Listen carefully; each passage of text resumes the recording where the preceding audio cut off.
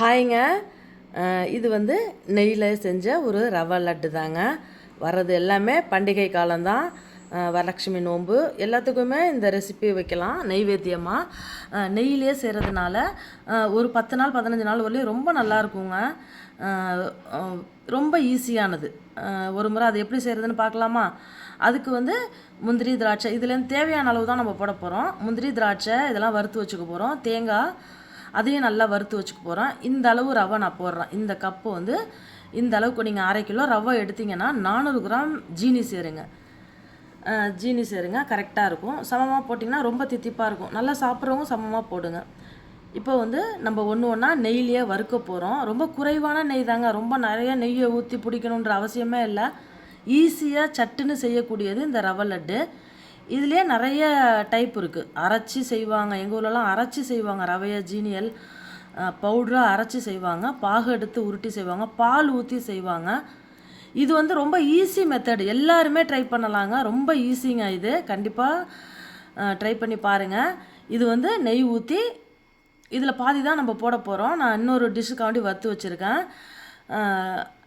நெய்லேயே நல்லா கருக விடாமல் இந்த முந்திரியை வறுத்துக்கலாம். அடுத்தது திராட்சையும் அதே நெய்யில் திராட்சையும் கருகாமல் அதையும் வறுத்துக்கலாம். முழுசாக இருந்த முந்திரியை நான் 2ஆக உடச்சி தாங்க அதில் போட்டேன். இந்த நட்ஸ் கூடயே நம்ம பூசணி விதை சேர்க்கலாங்க. ரொம்ப நல்லாயிருக்கும். நான் அடுத்த முறை செய்யலான் இருக்கேன். அதெல்லாம் நட்ஸ்லாம் போட்டு உருண்டை. இப்போ அந்த திராட்சையும் நல்லா வதக்கி எடுத்தாச்சு. அதுக்கப்புறம் இந்த 1 கப்பு ரவைங்க, நல்லா ஃபுல்லாக 1 கப்பு எடுத்துருக்காங்க. எப்படியும் 1/4 கிலோவுக்கு மேலே இருக்கும் இந்த ரவை. இந்த அளவு நான் எடுத்து அதையும் நல்லா வறுத்து எடுத்துக்கிறேன். கருக விடாமல் வருங்க, கலர் மாறிடாமல். ஆல்ரெடி இது வறுத்த ரவை தாங்க இது. நான் மறுபடியும் நெய் ஊற்றி வறுக்கிறேன். அதே நெய்லேயே வறுக்கிறேன். நல்லா வறுக்கும் போதெல்லாம் நல்லா அடிகனமான பாத்திரம் எடுத்து வருங்க. குறைவான தீயிலேயே நல்லா பொலன்னு வறுத்து எடுத்துக்கலாம். அதுக்கப்புறம் கொஞ்சமாக நெய் ஊற்றி 1 கப் தேங்காய், இதில் பாதி தான் நான் போட போகிறேன். இல்லை ஃபுல்லாக போட்டுக்கிறதா இருந்தாலும் போட்டுக்கலாம். இதையும் நல்லா அந்த பால் இல்லாத அளவுக்கு தேங்காய் பால்லாம் நல்லா ட்ரை ஆகி உதிரியாக வதக்கணும். இது நெய்லேயே வதக்கி வச்சுக்கலாம். ரொம்ப டேஸ்ட்டாக இருக்குங்க அந்த ரவை லட்டு. இது வந்து அந்த ரவை எவ்வளோ எடுத்தனோ அந்த அளவுக்கு அதோட கொஞ்சம் கம்மியாக நான் வந்து ஜீனி எடுத்திருக்கேன். அந்த ஜீனியை வந்து நான் நைஸாக அரைக்க போகிறேன் மிக்சியில். இது பார்த்திங்களா, இப்போ அழுத்தி பார்த்தோம்னா ட்ரையாக இருக்கணும், பால் வரக்கூடாது. அந்த மாதிரி தேங்காய் பால் இல்லாமல் ட்ரையாக வறுத்து எடுத்துக்கணும். இந்த ஜீனியை வந்து நான் மிக்சியில் பவுட்ரு பண்ணி எடுத்துக்க போகிறேன். அது கூட ஒரு 5-6 ஏலக்காய் போட்டுக்கலாம். அந்த ஏலக்காவை போட்டு அரைக்கும்போது அந்த சர்க்கரை அவ்வளோ வாசனையாக இருக்குங்க. இப்போ நமக்கு ரவையும் சூடாக இருக்குது, தேங்காயும் சூடாக இருக்குது. இந்த சர்க்கரை அரைச்சோம் பார்த்திங்களா, அதுவும் சூடாக இருக்குது. அதனால் இதில் நம்ம எதுவுமே வெறும் நெய் சூடு பண்ணி ஊற்றினா போகும். அதில் கொஞ்சம் எடுத்து வச்சுக்கிட்டாங்க அந்த தேங்காவை. அந்த தேங்காயில் நான் வந்து சர்க்கரையை போட்டேன். இந்த ரவையையும் ஒரு பாதி அளவுக்கு ரொம்ப நைஸாக இல்லாமல் பாதி அளவுக்கு கொஞ்சம் பெரிய ரவையாக இருந்துச்சு. அதனால் லைட்டாக நான் ஒரு 4 சுற்றி எடுத்துக்கிட்டேன் அந்த ரவையை. அந்த ரவையும் சூடாக இருக்குது. எல்லாமே நமக்கு சூடாக தான் இருக்குது. முந்திரி திராட்சை தேவையான அளவு போட்டுக்கலாம். பூசணி விதையும் இதுக்குள்ளே நீங்கள் வறுத்து சேர்த்துக்கலாம். ரொம்ப ஈஸிங்க, அவ்வளோதாங்க. இதெல்லாம் நம்ம வறுத்துட்டோம்னா திருப்பி இப்போ உருண்டை பிடிக்க வேண்டியது அவ்வளோதான். இது நல்லா நம்ம சர்க்கரை, ரவை, தேங்காய், அந்த முந்திரி திராட்சை எல்லாம் அப்படியே கலந்த மாதிரி நல்லா ஒரு இதாக நல்லா இது பண்ணி எடுத்துக்கலாம், கலந்து எடுத்துக்கலாம். நெய்யை வந்து இந்த அளவு தாங்க நெய். இதுக்கப்புறம் நான் நெய் சேர்க்கலைங்க. இந்த அளவு தான் நெய். நல்லா நெய்யை சூடு பண்ணி இதில் நான் ஊற்றிக்கிட்டேன். இதில் பாலோ வேறு எதுவுமே தேவையில்லைங்க. நெய்வேத்தியத்துக்கு அருமையான லட்டுங்க இது. நெய்யிலே செஞ்சதுனால நெய்வேத்தியத்துக்கு அருமையான லட்டு. வரக்கூட பண்டிகை நாட்களில் நீங்கள் செஞ்சு பாருங்கள். இந்த மாதிரி ஈஸி தாங்க. இதுக்கப்புறம் அவ்வளோதாங்க. ரொம்ப சூடுங்க இது. ரொம்ப சூடு தான், எல்லாமே சூடு தான். அந்த பேனும் சூடு தான். அதனால் இது அப்படியே அந்த சூட்லேயே நம்ம பிடிக்கணும். அப்படியே இருகல் கொடுக்கும். அப்படியே அந்த சர்க்கரை வந்து போய் அதில் மெல்ட் ஆகி அப்படியே இருகல் கொடுக்கும்.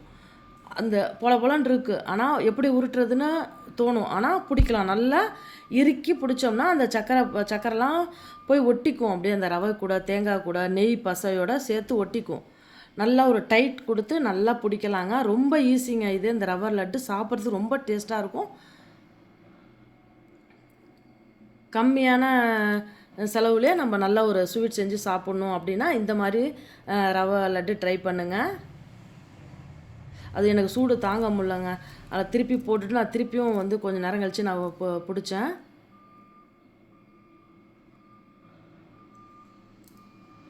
அதனால் எல்லாத்துலேயுமே முந்திரி திராட்சை, எல்லா உருண்டையிலையுமே எனக்கு முந்திரி திராட்சை இருந்துச்சுங்க. ரவைலாம் நைஸாலாம் ஆகலைங்க. ரவை வந்து ரவையோட பதம் அப்படியே தான் இருந்துச்சு.